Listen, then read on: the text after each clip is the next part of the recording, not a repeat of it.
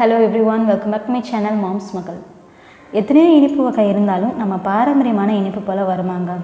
அப்படிப்பட்ட பாரம்பரியமான அதிரசத்தை எப்படி பாரம்பரியமான முறையில் செய்ய போகிறோம் தான் இன்றைக்கி நம்ம பார்க்க போகிறோம். அதுக்கு முன்னாடி நம்ம சேனலை சப்ஸ்கிரைப் பண்ணாதவங்களா சப்ஸ்கிரைப் பண்ணிக்கோங்க. பிகாஸ் உங்களோட சப்போர்ட் தான் எங்களுக்கு ரொம்ப முக்கியம். தேவையான பொருட்கள் பார்த்தோன்னா 1 கிலோ பச்சரிசி, வெல்லம் 3/4 கிலோ, கொஞ்சமாக ஏலக்காய், சுக்கு. பச்சரிசியை 2 மணி நேரம் நல்லா ஊற வச்சு எடுத்துக்கணும். 2 ஹவர்ஸ்க்கு அப்புறம் தண்ணியை நல்லா ஃபில்டர் பண்ணிவிட்டு அரிசியை மட்டும் மிக்சியில் போட்டு பவுடர் பண்ணிக்கோங்க. பவுடர் பண்ண அந்த மாவை நல்லா சளிச்சு எடுத்துக்கணும். ஏன்னா நமக்கு ஸ்மூத்தான மாவு தான் தேவைப்படும்.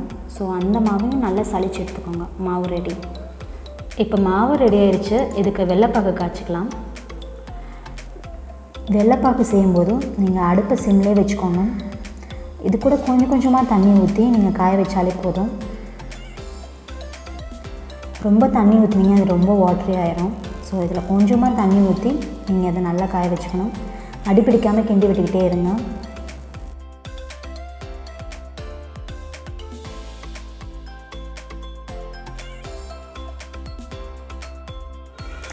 ஃபஸ்ட்டு தட்டி வச்ச சுக்கையும் ஏலக்காவையும் இந்த மாவில் போட்டுக்கலாம்.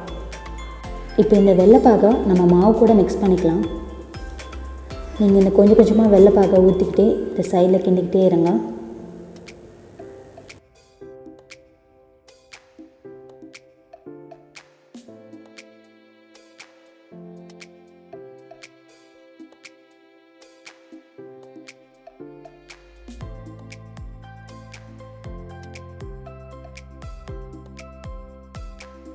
இப்போது அதிரச மாவு ரெடி ஆகிடுச்சு.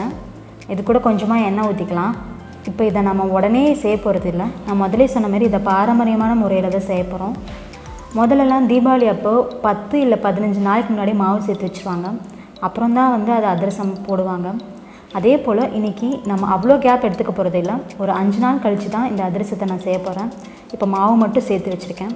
இப்படி செய்கிறதுனால அதிரசம் ரொம்ப சாஃப்டாகவும் டேஸ்டியாகவும் இருக்கும். என்னையோட அதிரச மாவு சேர்த்து 5 நாள் ஆச்சு. ஸோ இன்றைக்கி அதிரசம் போட்டு எடுத்துக்கலாம்.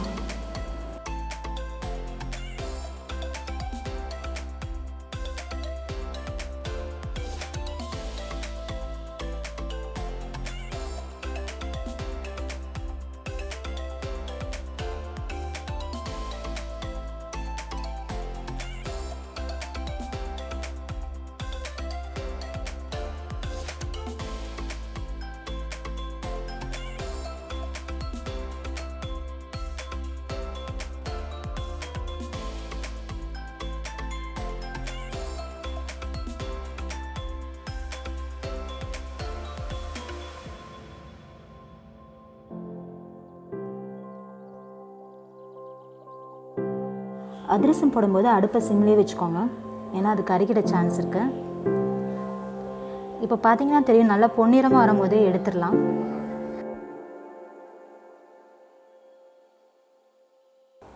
இப்போ பார்த்தீங்கன்னா தெரியும், நல்லா பொன்னிறமாக ஆயிடுச்சு.